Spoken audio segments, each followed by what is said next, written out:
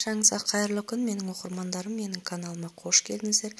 Ең алдымен каналыма тіркеліп, подписация батырмасын басып, қоңырауша белгісін баса кетіңіздер. Сіздермен Динара. Бүгін борсықтың пайдасы мен зияны туралы айтатын боламын. Борсық майы ертеден бері халықты емде кеңінен қолданып келеді. Әсіресе борсық майы өкпе туберкулезі, өкпенің қабынуы, созылмалы бронхит, асқазанның ойық жарасы, 12 қарыс ішек аурулары секілді көптеген қауіпті аурулар емдеуге жақсы нәтижелер береді. Борсық аю майлардың пайда болуы, олар қыс бойында ұйқы кезінде бойларына көптеген пайдалы заттарды май түрінде жинап, ол майдың құрамында жартылай құнарланған май қышқылдары, ол адам ағза тіндеріне тамаша қоректендіреді, қатерлі ісікті болдырмайды, олеин қышқылдары зат алмасуды жақсартады, түрлі минералды заттар, А дәруменді онкологиялық аурулар ескертеді, шаш пен терінің тырнақтың қалыпты жағдайын жақсартады. Б дәрумені адам ағзасы үшін ең қажетті өмірлік қуат көзі. Туберкулез, өкпенің қабынуы, іріңді бронхит кезінде борсық майының қолдану ережесі. Ересектер үшін 1-3 ас қасық борсық майын тамақтануға дейін 1 сағат алдын ішке қабылдау керек. Емдеуі 1 ай бойы жалғастырған жөн. Содан кейін 2-4 апта үзіліс жасап, дерттің ауырлығына байланысты емдеуді тағы жалғастыру қажет. Туберкулезді емдеу үшін борсық майы ұзақ қабылданады.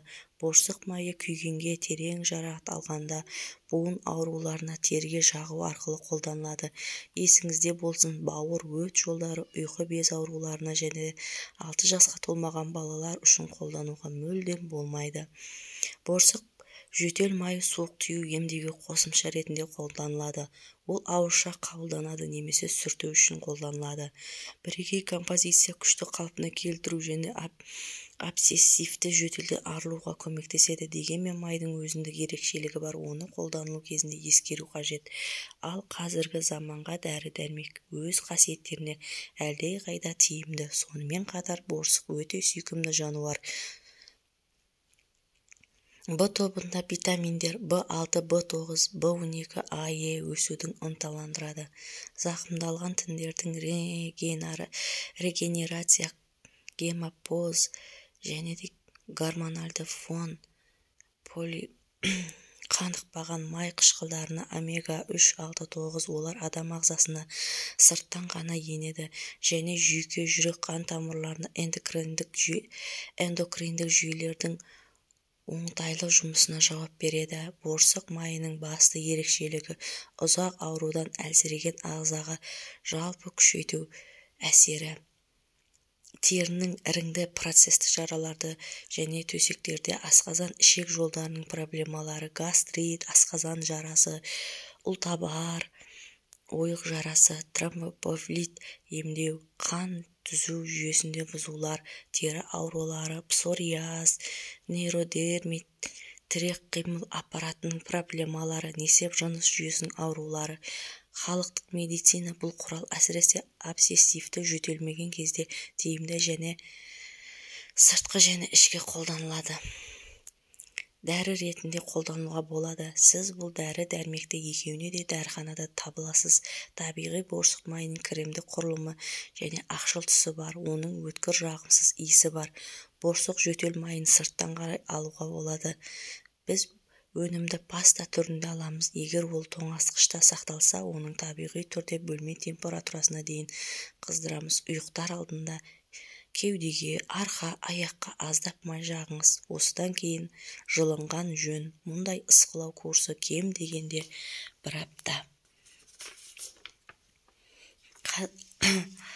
Қазіргі уақытта әртүрлі жануарлардан алынатын майлар емдік және профилактикалық заттар әзірлеудің ең басты көздерінің біріне айналған.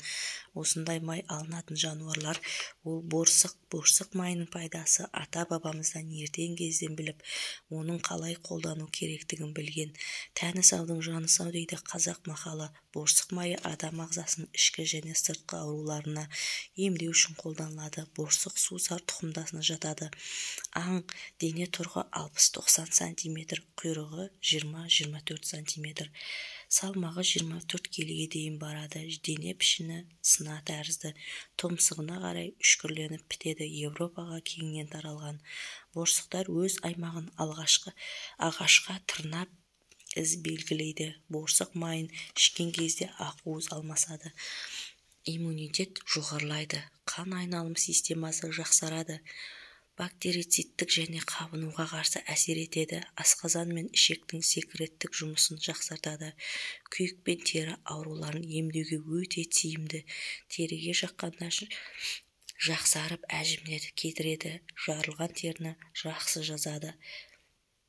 Балаларға 1 шай қасық, жасөспірімдерге 1 десерттік қасық қолданылуы тиіс.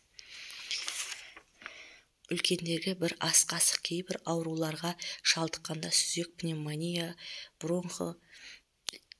бронхит ұзағырақ емдейді. Достар, егер менің видеом ұнаса, достарыңызға бөлісе кетіңіздер, және де мен каналыма тіркеліп, подписаться батырмасын баса кетіңіздер. Сау болыңыздар.